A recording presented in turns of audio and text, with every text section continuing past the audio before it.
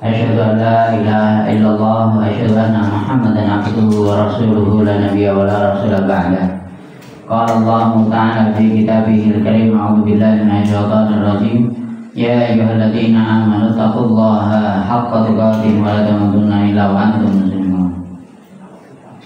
Allahumma arhamna bil Quran. Tadi jamaah salat Isya dan insyaallah dilanjutkan dengan salat tarawih yang dirahmati oleh Allah. Allah, dalam kesempatan ini kita tingkatkan iman dan takwa kita kepada Allah Subhanahu wa taala. Salawat serta salam kita aturkan kepada Nabi kita Muhammad sallallahu alaihi wasallam. Hadirin yang dirahmati oleh Allah, Allah Subhanahu wa taala pernah berfirman dalam surat Muhammad, "In tansurullaha yansurkum wa yuthabbit aqdamakum."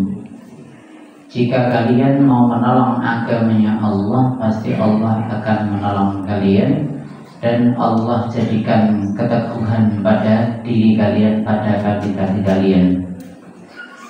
Hadirin yang dirahmati oleh Allah, dengan ini kita tahu bahwa kalau kita nolong agamanya Allah, nolong Islam ini, pasti Allah akan nolong kita.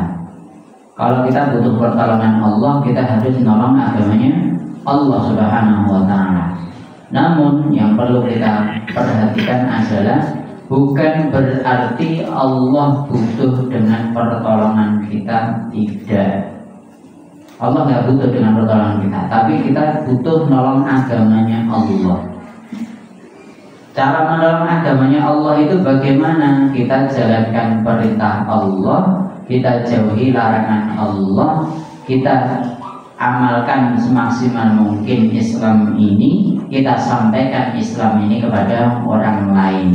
Syiar Islam harus kelihatan pada diri kita. Itu cara menolong agama Allah Subhanahu wa taala. Namun perlu diperhatikan bahwa kalau kita tidak mau menolong agama Allah, pasti Allah akan ganti orang lain yang mau menolong agamanya Allah. Jadi itu kita yang butuh dengan menolong itu, karena kita yang butuh pahala dari Allah Subhanahu wa taala dengan menolong agamanya Allah. Selain itu, perlu diperhatikan bahwa menolong agamanya Allah itu bisa dengan semua kelebihan yang kita miliki. Kita memilikinya pikiran, kita gunakan pikiran kita untuk menolong agama Allah. Kita punya tenaga, kita gunakan tenaga kita untuk menolong agamanya Allah. Kita punyanya waktu kita luangkan untuk menolong agamanya Allah. Apapun kontribusi diri kita untuk menegakkan Islam ini, untuk menolong agama Allah ini, itu akan dibalas oleh Allah Subhanahu wa taala. Namun kalau kita tidak mau menolong, Allah nggak butuh dengan diri kita, Allah pasti akan ganti dengan kaum yang lain. Ayatnya jelas nanti dalam surat Al-Maidah disebutkan, ya ayyuhalladzina amanu, wahai orang-orang yang ngakunya beriman, may yartadda minkum an dinihi, barang siapa yang murtad, keluar dari Islam, dari agama Islam ini, dari agamanya, fasawfa ya'tillahu biqaumin yuhibbuhum wa yuhibbuna, pasti Allah akan datangkan satu kaum yang lain penggantimu, yang Allah cinta mereka, mereka pun cinta dengan Allah. Jadi gitu. Kalau kita mau nolong agama Allah, berarti kita ikut andil di sana, kita dapat pahala dengan itu. Tapi kalau kita nggak mau, pasti akan ada orang lain yang datang gantikan diri kita. Namun perlu diperhatikan, jangan merasa bahwa kita sudah nolong agama Allah. Nolong agama Allah itu kebutuhan kita masing-masing. Jadi selain itu kita harus korbankan apa yang kita miliki itu untuk Islam, bukan kita yang minta pengorbanan dari Islam untuk diri kita. Kita hidupi Islam dengan tenaga kita, dengan harta kita, dengan pikiran kita, dengan waktu kita, dengan semua yang kita miliki. Kita harus ikut andil di sana. Jangan kebalik kamu yang hidup nurut dengan Islam ini. Hidup nurut dengan Islam itu bagaimana? Jadi orang Islam yang penak kosong ini buka itu ke masjid, tarawih itu takjil meneh, makan meneh. Cuma ambil itu aja, tapi kita nggak ikut kontribusi mengeluarkan harta di sana. Atau nanti dekat dengan Lebaran itu beras oke, Idul Adha itu daging. Cuman yang dipikir itu adalah dia cuma ngambil dari Islam saja, tapi dia yang nggak mengeluarkan. Tapi seharusnya kita yang mengeluarkan, seharusnya kita yang ikut andil di sana. Kita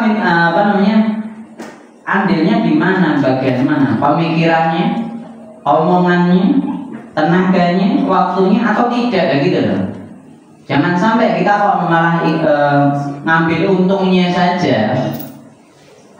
Jadi bisa jadi, bahkan ada sering terjadi dari cerita-cerita dari status-status curhat colongan dari orang-orang yang seperti itu.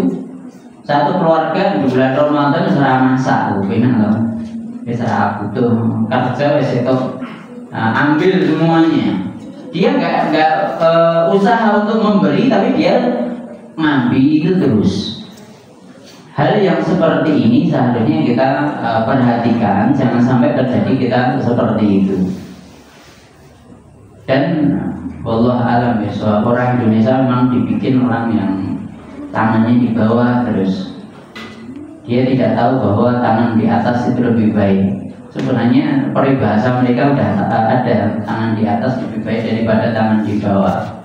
Tapi banyak dari kalangan mereka yang tidak tahu pentingnya kita yang memberi itu pengennya ngambil terus, merasa miskin, merasa pantas untuk mendapatkan, merasa bisa ngambil bagian itu terus, tapi dia tidak ikut andil dalam bantu agama Allah Subhanahu wa taala. Hadirin yang dirahmati oleh Allah, maka dari itu semaksimal mungkin kita gunakan Ramadan, momen Ramadan ini untuk banyak mengeluarkan harta kita, banyak sedekahnya. Rasulullah SAW disebutkan dalam satu hadis, sedekah beliau di bulan Ramadan itu seperti angin yang berhembus.